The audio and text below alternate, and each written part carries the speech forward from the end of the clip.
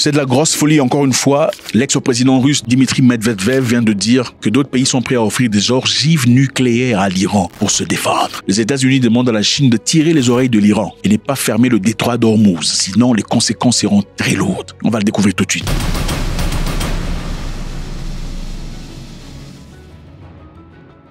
Salut à tous les amis, c'est toujours avec beaucoup de plaisir. Merci infiniment d'être là. Avant de commencer, on va tous faire ça. Faites ça s'il vous plaît, ça ne vous coûte rien, ça nous fait du bien. Ok, c'est brûlant, c'est chaud, on va faire très rapidement. Question de savoir ce qui se passe un tout petit peu. Dmitry Medvedev a laissé entendre que d'autres pays pourraient fournir des ogives nucléaires à l'Iran en signalant un alignement stratégique renforcé.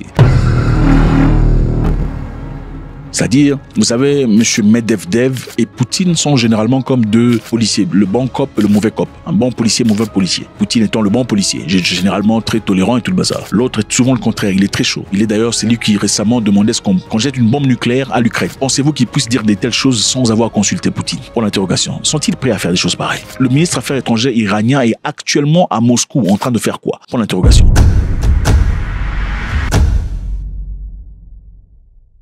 Les États-Unis ont appelé la Chine à intervenir diplomatiquement auprès de l'Iran, en l'encourageant de décourager toute tentative de fermeture du détroit d'Ormuz. Le détroit d'Ormuz, c'est là. Vous voyez, c'est très important comme espace. Les États-Unis, au lieu de parler directement à l'Iran, se sont adressés à la Chine, disant « parlez à l'Iran pour pas qu'il ferme le détroit d'Ormuz ». Pourquoi c'est important ?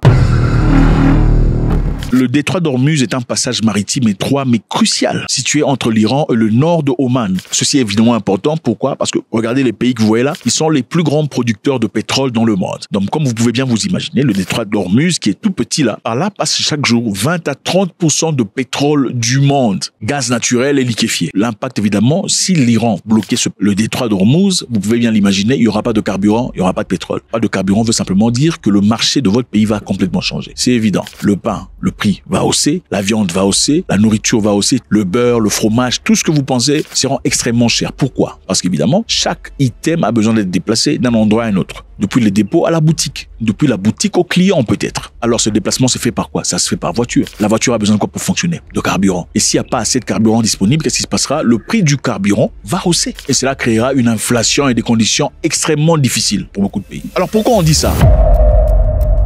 Le Parlement iranien, les amis, le 22 juin 2025 a adopté une résolution non contraignante demandant la fermeture du détroit d'Ormuz en représailles aux frappes américaines sur les sites nucléaires. Donald Trump a dit, comme dans un film de cinéma, nous avons frappé, nous avons détruit. Les États-Unis est l'armée la plus forte du monde et puis celui qui ose frapper, il verra. Il s'est retourné et est parti, espérant que l'Iran ne réagisse. Vous savez, généralement, les bullies, comment on appelle bullies en français, les intimidateurs, généralement font face aux gens qui sont facilement intimidables. Aussitôt qu'ils rencontrent une personne incapable de représailles, ils sont souvent déstabilisés, ne savent pas comment réagir. Alors, personne ne s'attendait à une réaction de l'Iran. Les États-Unis frappent aujourd'hui, demain on leur dit les frappes n'ont pas vraiment été aussi adéquats que vous le pensiez. Le lendemain on dit nous aussi on va fermer le détroit d'Ormuz. Le Parlement a signé, on attend seulement maintenant la signature du leader suprême pour bloquer les choses. Alors comme je le disais précédemment, la région du Golfe Persique détient près de 50% de réserves pétrolières mondiales prouvées, avec des pays arabes tels que l'Arabie Saoudite, l'Iran, l'Irak, les Émirats arabes, ainsi jouant un rôle très important à l'exploitation.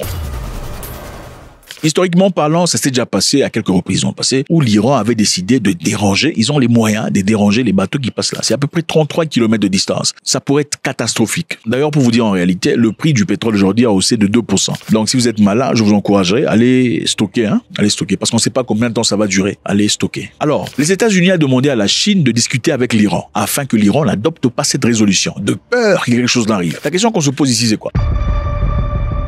Pourquoi les Américains s'adresseraient-ils à la Chine? Ils sont forts. Ils devraient simplement dire à l'Iran, écoute, on te donne 2 jours d'ouvrir, sinon on détruit. Mais ils se sentent dans l'obligation de dire à la Chine de parler à l'Iran. Pourquoi la Chine n'est pas la Russie, par exemple? La Chine est le principal acheteur du pétrole iranien en dépit des sanctions occidentales. Donc depuis 25 ans, on sait, les Chinois, contrairement aux petits pays qui ne peuvent pas acheter le pétrole iranien de peur d'être sanctionnés par les États-Unis d'Amérique, est évidemment le plus grand trader. Et avec ça, ce niveau de respect, vous voyez, la force est très importante. Il faut être sage, mais il faut être fort. Il faut être généreux, gentil, câlin, mais il faut être fort d'abord. Si un autre pays ose acheter le pétrole iranien, il a des problèmes avec les États-Unis. Mais la Chine peut le faire. Ils ne feront rien. Vous voyez pourquoi la force est importante? Il ne suffit pas de prier, il faut être en capacité de destruction. On doit avoir peur de votre capacité de détruire. Écoutez, le monde appartient aux forts. Point barre. Il n'y a pas d'injustice, ça n'existe pas. Oh la justice, c'est à moi. Ce n'est pas à toi tant que tu n'es pas fort. Si tu n'es pas fort, ce n'est pas à toi, c'est à tout le monde. Un homme faible voit des étrangers venir toucher les fesses de sa mère devant son visage, si pas de sa femme. Parce qu'on sait qu'il est faible. On demande à la Chine d'intervenir, va parler à l'Iran, sinon voilà, ça sera compliqué. Selon un article très intéressant de New York Times du 23 juin 2025, les services de renseignement américains auraient détecté des signes indiquant la présence et des activités des gens affiliés à l'Iran qui s'apprêtent à aller attaquer des bases militaires américaines situées en Irak. Donc ça commence déjà. Ceci évidemment se fera en représailles aux frappes américaines effectuées en Iran. Les autorités iraniennes travaillent à dissuader les milices, notamment Kataïb, Hezbollah et Karatak, pour pas qu'ils détruisent ou attaquent les bases américaines. Vous savez, les Iraniens avaient dit aux Américains, avant le bombardement, que si vous vous impliquez dans cette histoire, vous en subirez les conséquences. Nous savons où vos bases se trouvent ici. Et apparemment, ils ne sont pas le genre de personnes qui, quand ils disent quelque chose, ne le font pas. Trump ne l'est pas, sans doute. Quand Trump dit je viens, il vient. Il a démontré à plusieurs reprises. Mais apparemment, les Iraniens non plus ne sont pas les genre de personnes qui disent je vais te faire ça. Mais quand il est temps de faire, si tu franchis là, ils sont pas comme ça.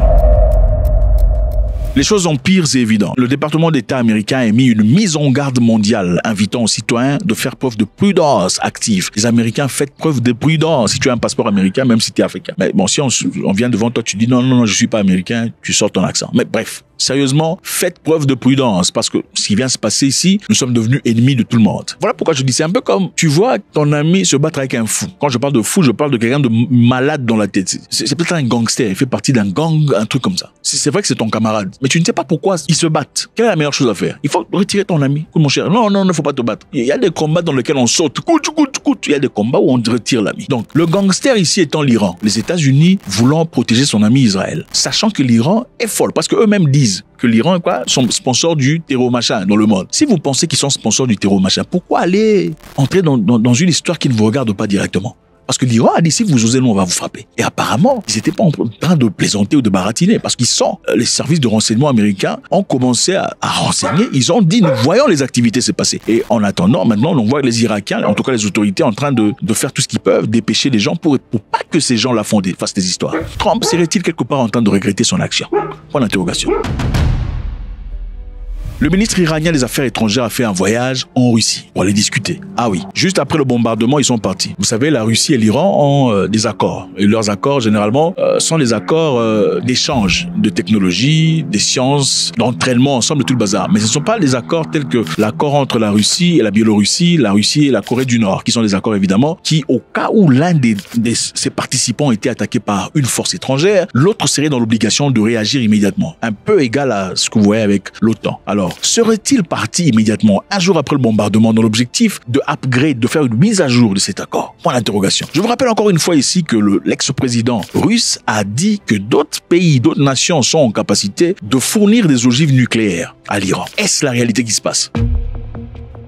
L'objectif du voyage, évidemment, est de renforcer le partenariat stratégique Iran-Russie. Aussi remettre une lettre du guide suprême Khamenei à Vladimir Poutine. Coordonner une réponse diplomatique aux frappes américaines. Discuter des négociations nucléaires en cours avec les États-Unis. Donc c'est ça. On rappelle encore une fois ici, je pense que c'est important. Après les frappes de Trump, certains rapports disent que les frappes n'ont pas été aussi parfaites, aussi destructives qu'on l'attendait. Aussi, on dit qu'il y a des éléments de renseignement qui renseignent des images satellitaires qui demandent la présence de plusieurs camions autour des sites nucléaires le jour d'avant les explosions. Et aussi, on fait un rapport disant, on ne sait pas où se trouve l'uranium enrichi en ces moments-ci et qui serait déplacé le jour d'avant. Qu'est-ce qui va se passer après? Faites-moi savoir ce que vous en pensez, c'est toujours avec beaucoup de plaisir. God bless.